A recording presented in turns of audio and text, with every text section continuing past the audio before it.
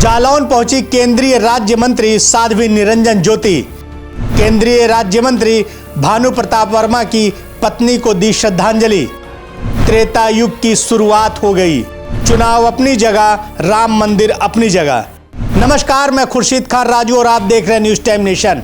उपभोक्ता, खाद्य एवं सार्वजनिक वितरण मंत्रालय की केंद्रीय राज्य मंत्री साध्वी निरंजन ज्योति मंगलवार को जालौन के कोंच पहुंची, जहां पर उन्होंने जालौन सांसद केंद्रीय राज्य मंत्री भानु प्रताप वर्मा की पत्नी राम मूर्ति को श्रद्धांजलि दी। आपको बता दें कि राम मूर्ति जी का 17 जनवरी को निधन हो गया था। इस दौरान उन्होंने परिवार के लोगों से मुलाकात कर सांत्वना दी और साथ ही कहा कि राम मंदिर निर्माण और प्राण प्रतिष्ठा संपूर्ण भारतवर्ष के लिए गौरव की बात है। सदियों बाद इस गौरवशाली पल का साक्षी होने का अवसर मिला।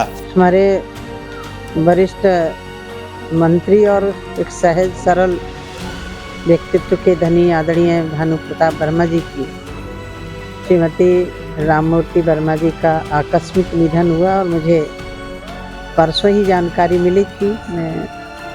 क्योंकि एक तो हमारा बहुत पुराना लगाव है परिवार से और ख़ासतौर भानु जी से बहुत एक सज्जनता और मेरा बहुत पुराना परिचय। जब ये विधायकी का चुनाव लड़ते थे तब भी मैं आती थी। ऐसे दुख की घड़ी में आई हूँ, ईश्वर से प्रार्थना करती हूँ।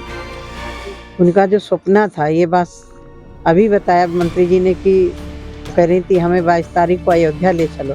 भगवान की इच्छा थी, ससुराल नहीं पहुँच सकी, लेकिन कल उनकी अस्थि विसर्जन गंगा जी में हुई है। भगवान अपनी शरणागति लें, यही मेरी ईश्वर से प्रार्थना है और इस पूरे परिवार को दुख की घड़ी में साहस और हिम्मत दे, ईश्वर से प्रार्थना। देखिए, मुझे अभी लग रहा है क्योंकि मैं आज यहाँ दुख प्रकट करने आई हूँ, ऐसे मौके में कोई चर्चा नहीं। केंद्रीय राज्य मंत्री साध्वी निरंजन ज्योति ने राम मंदिर को लेकर कहा कि राम मंदिर के प्राण प्रतिष्ठा के बाद त्रेता युग की शुरुआत हो गई। देखिए, राम मंदिर आस्था का केंद्र बिंदु हमारा था, जिसके लिए 500 साल संघर्ष हुए। बहुत सारे कार सेवकों ने अपने प्राणों की आहुतियाँ दी। सच्चे अर्थों में कल उन कार सेवकों को श्रद्धांजलि अर्पित की माननीय प्रधानमंत्री जी ने, माननीय मुख्यमंत्री जी ने और हम सब लोगों ने। कल एक नए भारत की शुरुआत हुई है, जिसमें अवध धाम में ऐसा लग रहा था कि जैसे स्वर्ग उतर के आ गया हो। हम लोग उस आंदोलन से जुड़े रहे हैं, तो कल अपने मन को हम नहीं रोक पाए। अंदर से मन प्रफुल्लित भी था और प्रेम के अश्रु भी बह रहे थे कि शायद बहुत सारे कार सेवकों ने सपना देखा होगा, वो इस दृश्य को नहीं देख पाए। जैसे माननीय स्वर्गीय अशोक सिंघल जी, महंत वैद्यनाथ जी, पूज्य राम वामदेव जी महाराज, ऐसे बहुत सैकड़ों संत जिन्होंने सपना देखा, नहीं देख पाए वो दृश्य। लेकिन कल का दृश्य एक अद्भुत नज़ारा था।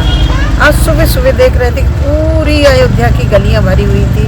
दर्शन के लिए लोग उत्साहित थे, लालायित थे और रामलला की प्रतिमा को देख करके तो वहाँ से हटने का ही मन नहीं कर रहा। अभी भी मेरा मन कर रहा कि मैं फिर से दर्शन करने जाऊँ। देखो, ये अलग त्रेता युग की शुरुआत हुई है। राहुल गांधी के मंदिर जाने से रोके जाने के बयान को लेकर उन्होंने कहा कि मंदिर में प्रवेश से रोकना किसी का अधिकार नहीं है। मंदिर आस्था का केंद्र होता है, राजनीति के लिए मंदिर नहीं है। उन्होंने कहा कि यात्राएं हमारी भी रोकी गई हैं, लेकिन हमने हिंसा का रास्ता नहीं अपनाया। अब मैं क्योंकि ऐसे आनंद की क्षण में मैं किसी पर कोई टीका टिप्पणी नहीं कर रही हूँ। मंदिर जाने के लिए किसी को मनाही नहीं है, लेकिन किस उद्देश्य से जा रहे हो तो वही बता सकते हैं। मंदिर एक आस्था का केंद्र बिंदु है, राजनीति का केंद्र बिंदु नहीं है। यात्राएं निकालनी चाहिए, यात्राएं हमारी भी रोकी गई हैं। सिद्धे अडवाणी जी जब राम रथ यात्रा लेके निकले थे, बिहार में रोकी गई थी, लेकिन हमारे कोई कार्यकर्ताओं ने तोड़फोड़ नहीं की थी। रथ रोक दिया गया, लालू यादव तो रुक गया रथ, गिरफ्तारी हो गई। लेकिन तोड़फोड़ करना तो उचित नहीं है ना।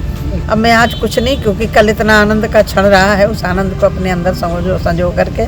और आपने एक बात कही कि अगला चुनाव क्या होगा। चुनाव अपनी जगह है और राम मंदिर अपनी जगह है, जिसके लिए लाखों कार्यकर्ताओं की भावनाएं जुड़ी हैं, देश की जनता की भावनाएं जुड़ी हैं। और कल आप देख रहे होंगे कि पूरा भारत ही नहीं, विश्व में भारत राम को मानने वाले विश्व के कोने में कहीं भी हैं, जुलूस निकाल रहे हैं, दीपक जला रहे हैं, उत्सव मना रहे हैं। तो कल एक नए तरह से भारत की शुरुआत हुई है और मैं कह सकती हूँ कि आस्था का यदि सैलाब कल कहीं दिखाई पड़ रहा था तो पूरे भारत में दिखाई पड़ रहा है। रामलला के विराजमान होते ही देश पूरी तरह से राममय हो चुका है। अयोध्या में बने नए और भव्य राम मंदिर में रामलला की प्राण प्रतिष्ठा हो चुकी है। रामनगरी दुल्हन की तरह फूलों से सजी हुई है तो घर घर दीप जलाए जा रहे हैं। हवन से लेकर यज्ञ भंडारे हुए और लोगों ने 22 जनवरी को दीपावली की तरह मनाया। अयोध्या में भगवान राम की मूर्ति की प्राण प्रतिष्ठा कार्यक्रम पर दुनिया भर की निगाहें थीं। ऐसे में पीएम मोदी ने प्राण प्रतिष्ठा के बहाने सियासी एजेंडा सेट कर दिया है। इसी वजह से कहा जा रहा है कि प्रधानमंत्री नरेंद्र मोदी ने राम के नाम पर 2024 लोकसभा चुनाव का बिगुल फूंक दिया है ताकि रिकॉर्ड सीटों के साथ सत्ता की हैट्रिक लगाकर इतिहास रचा जा सके। जालौन से ये खबर हमारे संवाददाता अली जावेद ने कवर की है। आपको हमारी खबर कैसी लगी कमेंट बॉक्स में ज़रूर बताएं। इस वीडियो को आप यूट्यूब पर देख रहे हैं तो लाइक करके चैनल को सब्सक्राइब करें और फेसबुक के जरिए हमसे जुड़े हैं तो पेज को लाइक करके फॉलो करना बिल्कुल ना भूलें। नमस्कार। राहत सेवा संस्थान, सर्व मानवाधिकार, मानवता के लिए बढ़ते कदम में आप भी अपना सहयोग करें। सब्सक्राइब करें आपका अपना चैनल न्यूज़ टाइम नेशन और हर खबर सबसे पहले पाने के लिए बेल आइकॉन जरूर दबाएं। और हाँ, खबरें पसंद आ जाएं तो लाइक और शेयर करना ना भूलें।